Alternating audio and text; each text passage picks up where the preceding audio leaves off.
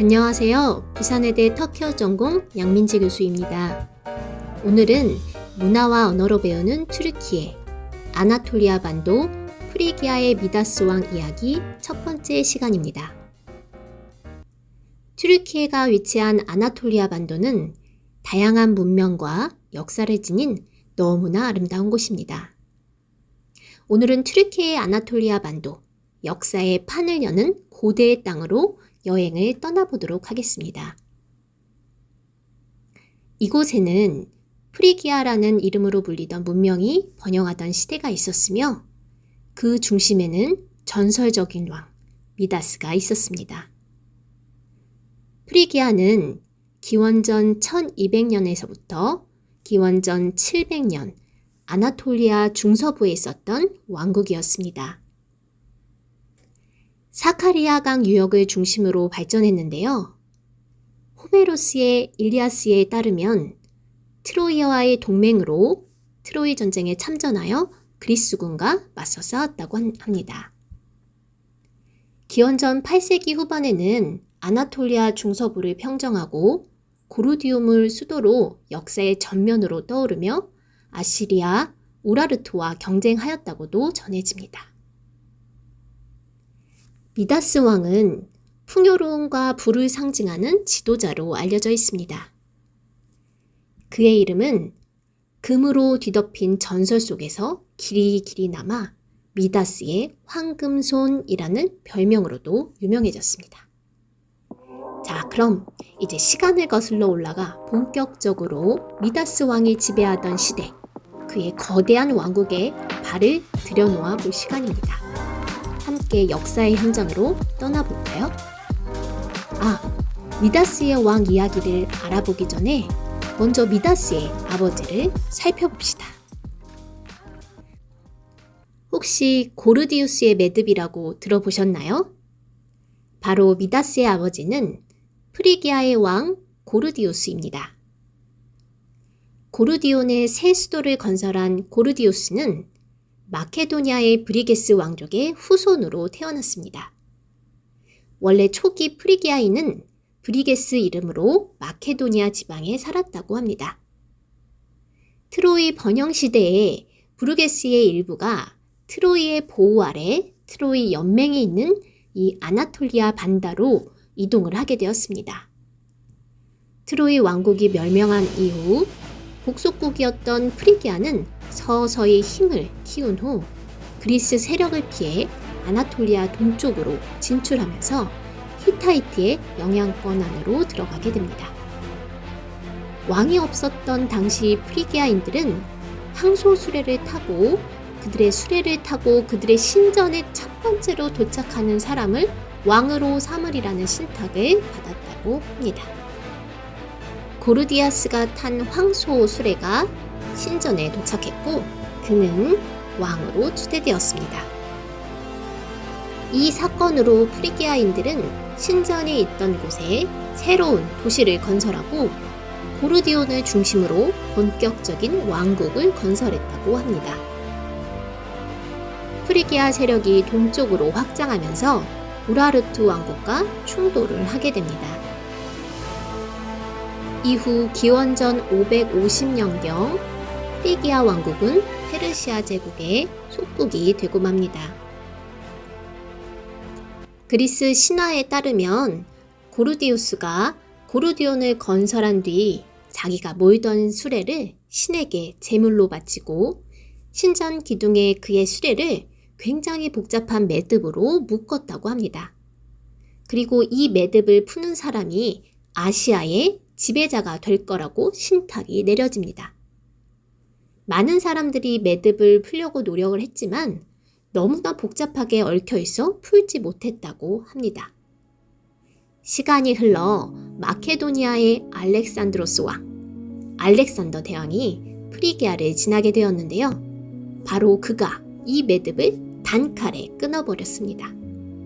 예언대로 그는 유럽과 아시아에 걸친 넓은 영토를 정복하며 제국을 다스리게 되었지요. 그래서 현대에도 고르디우스의 매듭은 대담한 방법을 써야만 풀 수 있는 문제라는 뜻의 속담으로 쓰이고 있습니다. 바로 발상의 전환이 필요한 문제라는 의미지요. 고르디우스는 키벨레 여신과의 사이에서 미다스를 낳았다고 전해지는데요. 키벨레 여신은 프리기아의 주신이자 아나톨리아 반도에서 숭배된 대지모신이자 죽음과 재생의 여신입니다.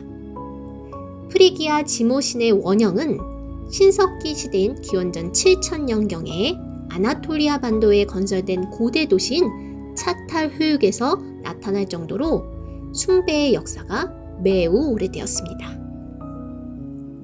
현대에서 미다스의 손은 어떤 것이든 닿기만 하면 황금으로 변하는 미다스의 손을 말하며 하는 일마다 큰 성공을 거두는 사람을 비유적으로 표현할 때 사용합니다.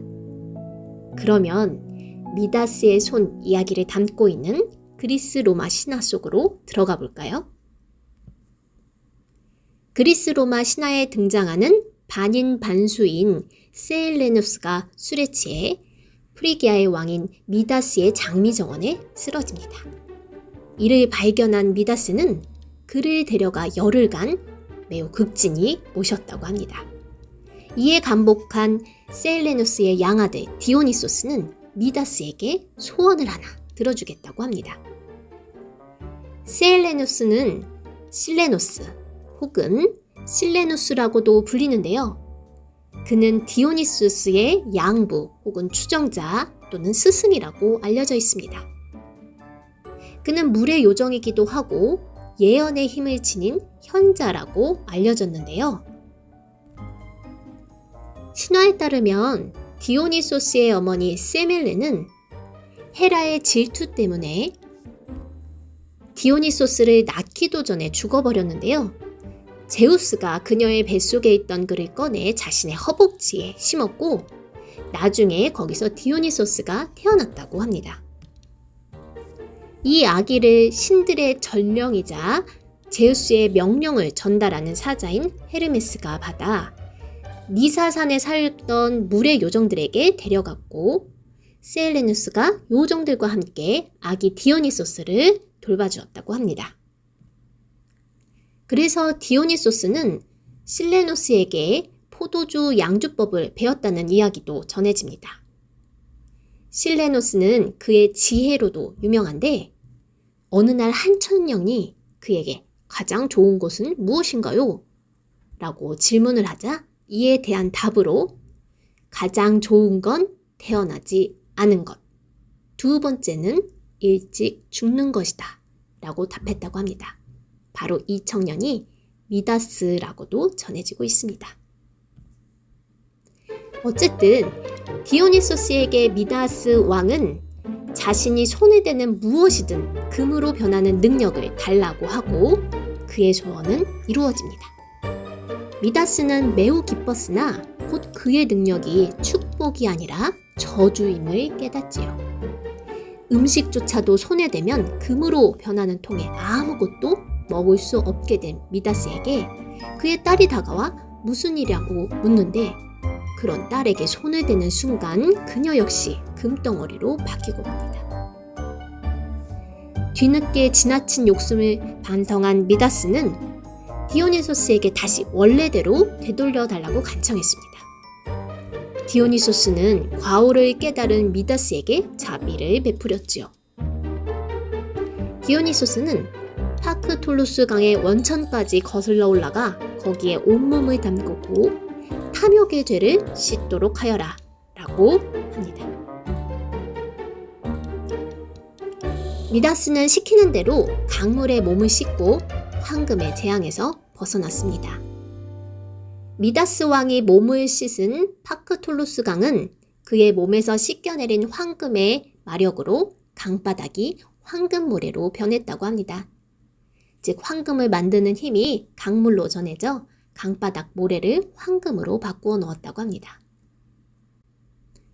그 모래는 지금도 그대로 남아있다고 전해지는데요. 그 뒤 미다스는 헛된 욕심을 더 이상 부리지 않았다고 합니다.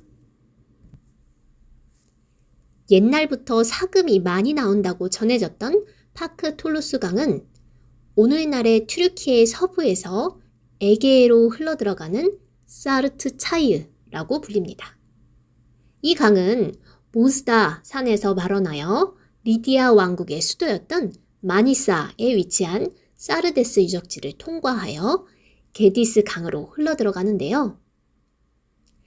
기원전 800년대 초반부터 700년대 후반은 철기 시대로 프리기아 왕국에서는 철기와 함께 구리에 주석을 섞은 청동도 아주 널리 사용되었다고 합니다. 특히 프리기아 지역에는 아연이 많이 났다고 하는데요. 아연을 구리에 섞어 만든 합금을 황동이라고 합니다. 그 색이 노란 빛을 띠어 금과 비슷한 색을 냅니다. 아마도 사금이 많이 나오는 파크 톨루스 강의 이야기와 황동을 사용한 프리기아 왕국의 이야기가 황금의 손을 지닌 미다스 왕 신화를 만들어내지 않았을까 추측한다고 합니다. 어떠셨나요? 그럼 다음 강의에서는 미다스 왕에 관한 또 다른 이야기에 대해 살펴보도록 하겠습니다. 감사합니다. teşekkür ederim.